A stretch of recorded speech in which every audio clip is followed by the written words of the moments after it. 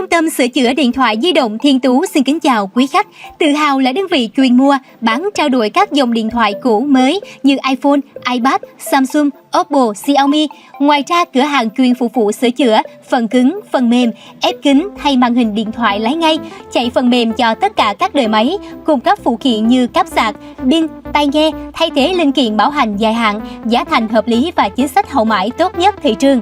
Với phương châm uy tín, chất lượng, thương hiệu, cam kết mang tới cho quý khách hàng sự hài lòng tuyệt đối nhất. Hotline 0939 388 384. Thiên Tú mang thế giới công nghệ trong tầm tay của bạn. Xin trân trọng cảm ơn.